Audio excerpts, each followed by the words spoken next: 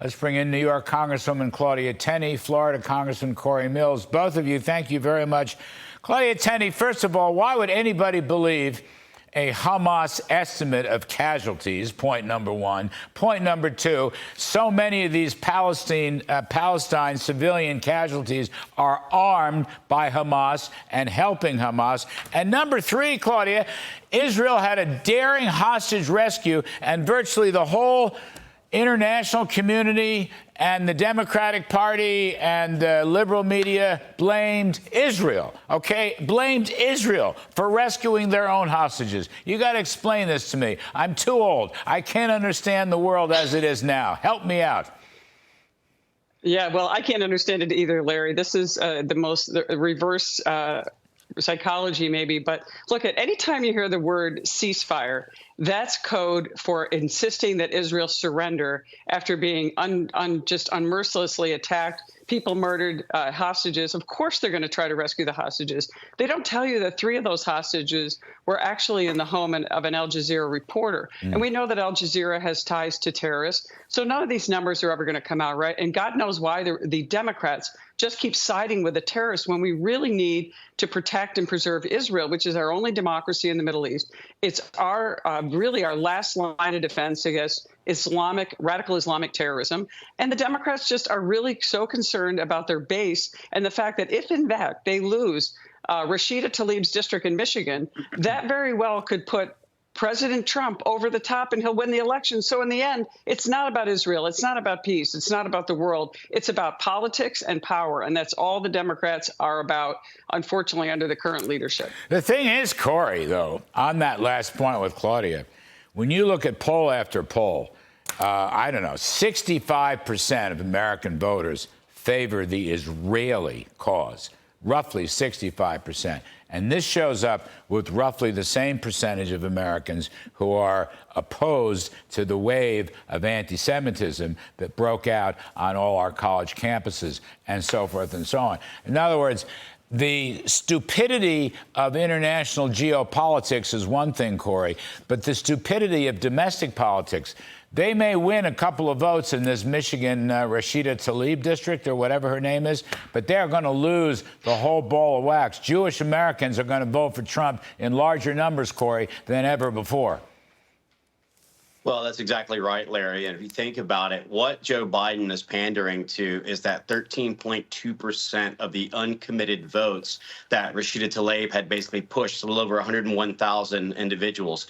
But he's also looking at the radicalized kind of structure of what is happening on these school campuses and whether or not he can try and get them to vote for him as he utilizes Israel and the congressionally appropriated funding as a mechanism to try and win votes. Again, this is part of the quid pro quo under my impeachment articles. But let me just comment quickly, as a U.S. Army combat veteran who's conducted counterterrorism operations in Iraq and other areas, I can tell you that what the IDF has done is nothing short of a heroic and harrowing rescue.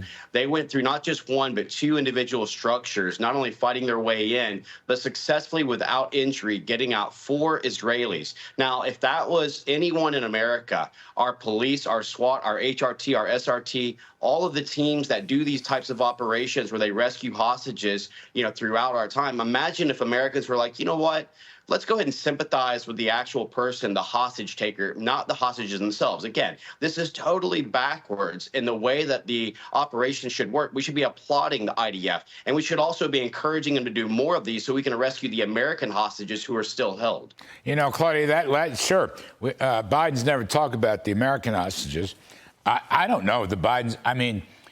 They had their spokesman on the Sunday talk shows yesterday. I didn't see them defending Israel. What Israel has done here is heroic and patriotic. It's a master of military technology, Claudia. And again, I come back to this point. All these articles quote so-called civilian casualties. They're all coming at it. What is it called? The Gaza health strip or Hamas health strip. Nobody believes them. The AP just did a long story saying the casualties are nowhere near what Hamas and Gaza health keep telling us. I mean, why would anyone believe any of that, Claudia Tenney? Where's our moral authority is what I'm saying. Why aren't we backing Israel to the hilt?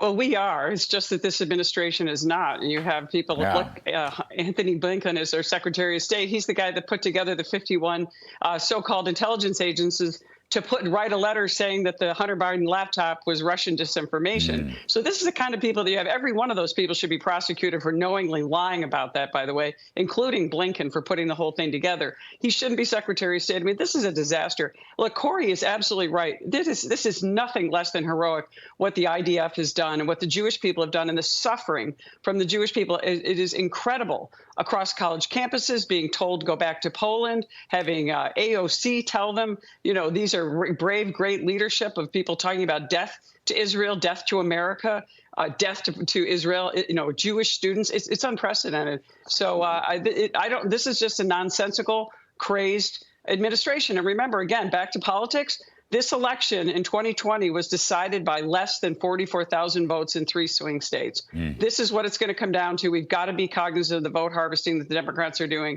using our federal apparatus and violating the Hatch Act. That's how we got to win. All right.